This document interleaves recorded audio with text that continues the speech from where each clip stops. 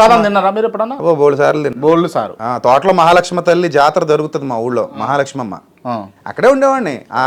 ఆ కానుకలు పెట్టేవాడిని, రోడ్ల మీద బస్సులు ఎక్కి తీర్థం చేస్తున్నాం చందాలు వేయండి అని బస్సులు వెళ్ళే వాళ్ళని ఆపి ప్లేట్లు ఇచ్చేవారు మాకు కుంకుమ వేసి. ఆ ప్లేట్ పట్టుకొని వచ్చే బస్సు ఎక్కి ప్రయాణికులు అందరూ చందాలు వేసేవారు మాకు. అవి పట్టుకొచ్చి హుండీలు వేసేవాళ్ళం. ఆ బొట్టు పెట్టేవాళ్ళం అందరికి, మహాలక్ష్మి తల్లి బొట్టు నా చిన్నప్పుడు. అలా నేను చేశాను. నా క్వశ్చన్, మీరు ప్రసాదం తిన్నరా చిన్న ఉన్నప్పుడు? ఇప్పుడు కూడా తింటా. ఇప్పుడు తింటురా? ఎప్పుడైనా తింటా. రైట్. బైబిల్లో ఏమన్నా ఇతర మతాలకు సంబంధించినటువంటి ప్రసాదాలు తినకూడదని ఉందా? అంటే ఉంది. ఏ విగ్రహానికి అర్పించింది తినొద్దు, వాళ్ళ విశ్వాసాన్ని నమ్మితే తినొద్దని ఉంది. రైట్. ఇప్పుడు కొన్ని చర్చిలలో విగ్రహ ఆరాధన నడుస్తుందా, నడుస్తలేదు? ఇది నేను లెట్ మీ కంప్లీట్. ఇది క్లియర్ చేసిన తర్వాత కొంతమంది అపార్థం చేసుకుంటారు. కొంత చిన్న వివరణ ఇచ్చిన తర్వాత అది కూడా చెప్తా. ఈ వివరణ ఏంటంటే, ప్రసాదం అనే పదార్థం ఏదైతే ఉందో అది మీరు యేసుప్రభు బొమ్మ దగ్గర పెట్టినా, మరియమ్మ బొమ్మ దగ్గర పెట్టినా, రాముడు బొమ్మ దగ్గర పెట్టినా అందులోకి ఏదైనా వస్తుందా? విషం ఏమైనా చేరుతుందా? పోనీ ఆ పదార్థం ఏమైనా పెరుగుతుందా, తరుగుతుందా? కదా. సో పదార్థం లాగే ఉంటుంది, విగ్రహం లాగే ఉంటుంది. కాసేపటికి వేడిగా ఉన్నది చల్లగా అవుతుంది తప్ప అందులో మారేది ఏమి ఉండదు. 2-3 రోజులు వదిలేస్తే కంపు కొడద్దు తప్ప అందులోకి వచ్చే గొప్పతనం ఏమి ఉండదు. ప్రసాదం కూడా పాడవుతుంది వదిలేస్తే, చీమలు పడతాయి. సో ఇక్కడ పాయింట్ ఏంటంటే, మీరు మంచి మనసుతో, మనసులో ఏ కల్మషం లేకుండా మీ దైవాన్ని ప్రార్థించుకుని ఏదైనా తినండి. మీ ఇష్ట దైవాన్ని, అంటే మీరు రాముడిని ప్రార్థించుకుంటే మీరు రాముని ప్రార్థించుకుని తినండి. నేను యేసుప్రభుని ప్రార్థించుకుని నేను తింటా. పదార్థంలో లేదు మార్పు, మన అంతరంగంలో ఉంది మార్పు, మన మైండ్లో. ఇప్పుడు వినాయక చవితికి వినాయకుడు ముందు పెట్టి పూజలు చేసినటువంటి ప్రసాదం పెడితే మీరు తింటారా? నేను ప్రార్థన చేసుకుని తింటా, ఎందుకంటే నేను వినాయకుడిని నమ్మను కదా. నేను వినాయకుడి దగ్గర పెట్టిన ప్రసాదం నేను మీకు పెడతా, మీరు తింటారా? తింటాను అంటున్నాను కదా, తింటాను. మరి తినొద్దని రాసిందా ఏమన్నా బైబిల్లో? అదే చెప్తున్నాను. లెట్ మీ కంప్లీట్ అంటే మధ్యలో వచ్చారు మీరు. అదే చెప్తున్నప్పుడు ఏంటంటే, విగ్రహార్పితాన్ని బలహీనమైన మనస్సాక్షి గలవాడు అందులో ఏదో ఉంది అనుకుని తింటే వాడు మనస్సాక్షి బలహీనం అవుతుంది. కాబట్టి ఇక్కడ విగ్రహార్పితాలు అనగానే బలులు ఇచ్చేవారు పూర్వం. ఏ బలులు? పసిబిడ్డలను బలులు ఇచ్చిన సంప్రదాయాలు కూడా ఉన్నాయి, జంతు బలులు ఇచ్చిన సంప్రదాయాలు ఉన్నాయి. అందులో ఏదో ఉంది అనుకుని భ్రమపడి తింటావేమో, విగ్రహం వట్టిది అందులో ఏమీ లేదు అని రాసి ఇంక నువ్వు ఆ భావజాలలో కేళ్లకు అని చెప్తాడు.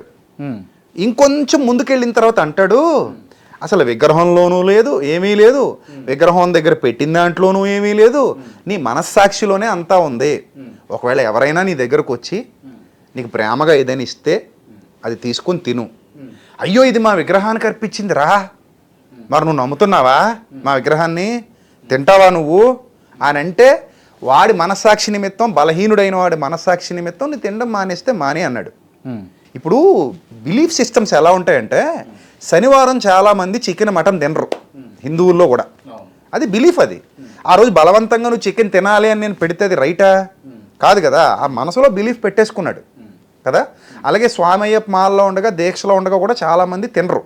వాళ్ళు దీక్ష పాటించినంతకాలం దూరంగా ఉంటారు. సో మనం బలవంత పెట్టకూడదు. అలాగే ఇక్కడ కూడా వాడికి ఆ పరిపక్వత రానంత వరకు ఇందులో ఏమీ లేదు, విగ్రహం వట్టిది, అది మనిషి తయారు చేసింది, మనమే ఆర్డర్ ఇచ్చి చేయించుకున్నాం, దాని ముందు పెట్టినంత మాత్రాన వేడి చల్లారద్ద తప్ప ఇందులోకి వచ్చేది ఏమి ఉండదు, ఇందులో ఏ అపవిత్రత లేదు, ఏమైనా ఉంటే ఇక్కడ ఉండాలి తప్ప ప్రసాదంలో ఏ అపవిత్రత లేదు, నువ్వు దేవుడికి ప్రార్థన చేసుకుని హ్యాపీగా తినేస్తే ఏం కాదు అనుకుంటే ఏమీ లేదు. ఇప్పుడు నేను అదే చెప్తున్నాను. నా చుట్టూ హైందవ సోదరులు ఉన్నారు, నా బంధువులు అందరూ వాళ్ళని ఇంటికి పిలుస్తారు, భోజనం తింటాం, కలిసిమెలిసి ఉంటాం, హ్యాపీగా ఉంటాం. నేను ఏదైనా పెడితే వాళ్ళు తింటారు, అంత అయిపోయింది. తిండికి భక్తికి సంబంధం లేదనేది నా వాదన. తినొచ్చు. ఇప్పుడు మరియమ్మ బొమ్మ దగ్గర పెట్టట్లేదా, మరి యేసుప్రభు బొమ్మ దగ్గర పెట్టట్లేదా?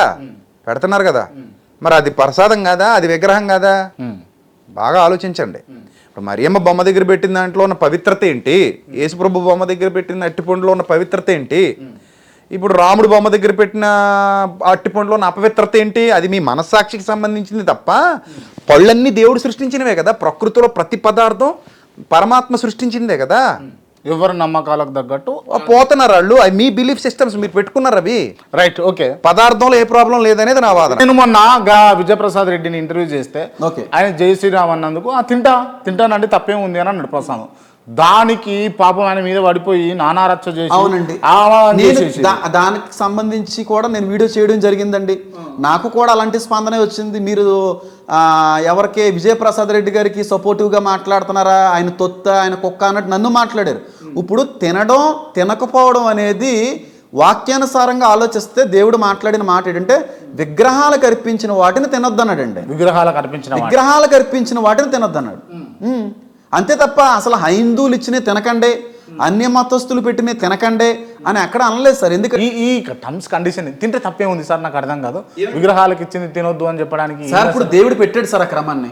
ఏం దానివల్ల ఉపయోగం చెప్పండి. ఇప్పుడు జస్ట్ లాజిక్గా మాట్లాడుకుందాం, సైంటిఫికల్గా మాట్లాడుకుందాం. దానివల్ల ఉపయోగం ఏముంది సార్? ఇప్పుడు నా బంధువులు అందరూ హైందువులు అండి.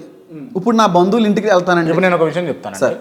ఇప్పుడు మీరు కాకినాడ నుంచి వచ్చారు. అవును. కాకినాడ నుంచి వచ్చేటప్పుడు నాకు కాల్ చేసి నేను వస్తున్నాను సార్ అన్న. అవును అన్నారు. అంటే ఏం తేవాలి సార్, ఏమన్నా తేవాలా అని అన్నారు. అంటే కాకినాడ కాజాలు ఫేమస్ అదగండి, తీసుకురండి అని అన్న. అవును. మీరు కొన్ని స్వీట్స్ తెచ్చారు. అవును. నేను తిన్నా అవి. ఓకే. ఇందాకనే ఇచ్చి నేను తిన్నా. ఓకే. బాగుంది. మనం తిన్నా కదా. ఇప్పుడు నేను ఏమన్నా పూజ చేసుకొని తీసుకున్నా సార్. అదే చెప్తాను సార్. ఇప్పుడు మా బైబిల్ గ్రంథంలో, మా విశ్వాసానికి సంబంధించినటువంటి గ్రంథంలో, దేవుడు మాకు ఇచ్చినటువంటి పుస్తకంలో విగ్రహాలకు అర్పించిన వాటిని తినొద్దన్నాడండి. విగ్రహాలకు అర్పించిన వాటిని తినొద్దన్నాడు. ఇప్పుడు మీ గ్రంథాల్లో కూడా, మీ హైందవ్యానికి హైందత్వానికి సంబంధించిన గ్రంథాల్లో కూడా క్రైస్తవులు పెట్టిన తినొద్దు, లేదంటే విగ్రహాలకు పెట్టిన తినొద్దు అంటే మీరు తినకండి. దేవుళ్ళు మంచోళ్ళు అండి, ఇట్లా రాయారండి క్రైస్తవ. అందుకే నేను చెప్పింది ఏంటంటే హిందూ ధర్మం ప్రకారము చాలా మంచిగా ఉంటుంది. అంటే ఇది తినొద్దు అది తినొద్దు అదే చెప్తాను. అంటే అందరూ సమానం అన్నట్టుగానే ఉంటుంది. ఇప్పుడు మీరు ఒకసారి గమనించండి జనరల్గా అంటే కొన్ని చోట్లల్లో ఎక్కడైతే ఈ క్రైస్తవ మిషనరీలు కావచ్చు, కొన్ని క్రైస్తవ్యం సంబంధించిన చర్చిలల్లో, ఊర్లలో గ్రౌండ్లో పర్టికులర్గా ఆ రోజు బిర్యానీ పెడతారు.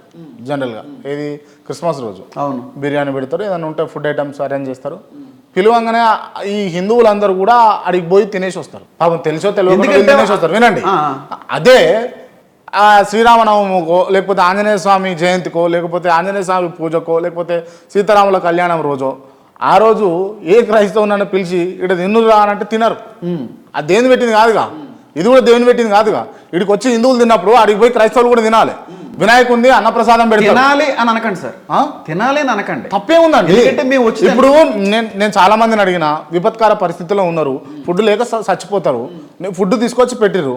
అది వినాయకుడి కాడ పెడుతున్నటువంటి అన్నప్రసాదం, అన్న వితరణ చేస్తున్న కాడ తీసుకొచ్చి పెట్టినాం. తినరా మీరు?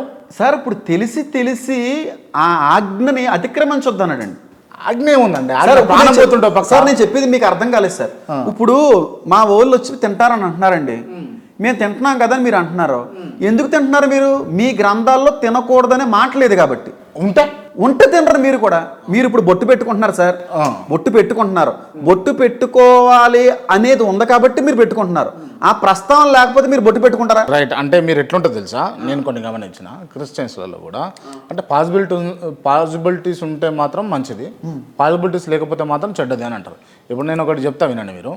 మీరు బొట్టు పెట్టుకుంటారా జనరల్గా క్రిస్టియన్స్? ఎందుకు పెట్టుకుంటాం సార్? పెట్టుకోరు కదా, అది మా ఆచారం కాదు. రైట్ ఓకే, అక్కడికే వస్తున్నా. కానీ పెళ్ళిళ్ళు చేసేటప్పుడు మీరు హల్దీ ఫంక్షన్ చేసుకుంటారు. ఏమండి హల్దీ ఫంక్షన్ అంటే ప్రధానం చేస్తారండి. ప్రధానం అంటే ఏదో ఇక మొత్తానికి నేను 2-3 ఫోటోలు చూసినా ఈ పసుపు రుద్దుడాలు అవి ఉంటాయి. చెయ్యరు సార్. పసుపు సార్, పసుపు రుద్దడాలు ఉన్నాయా లేవా సార్? నేను అదే చెప్తున్నాను సార్. క్రైస్తవ్యంలో కూడా చాలా డినామినేషన్లు ఉన్నాయండి. దానివల్ల దేవుడికి చాలా చెడ్డ పేరు కూడా వస్తుందండి, బైబిల్కి చెడ్డ పేరు వస్తుందండి. ఎందుకంటే బైబిల్లో లేని ఆచారాలని కొన్ని డినామినేషన్లు తెచ్చి పెట్టుకున్నాయండి.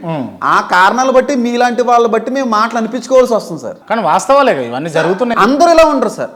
ఇప్పుడు అందరూ ఎలా ఉంటారండి. నేను పెళ్లి చేస్తాను సార్, నా అలాంటి ఆచారం మా సంస్థల్లో జరగవండి. మా ఆచారం అక్కడ అసలు పరిస్థితే ఉండదండి. ఇష్టం అంటే చేసుకుంటారు, లేదంటే లేదు సార్.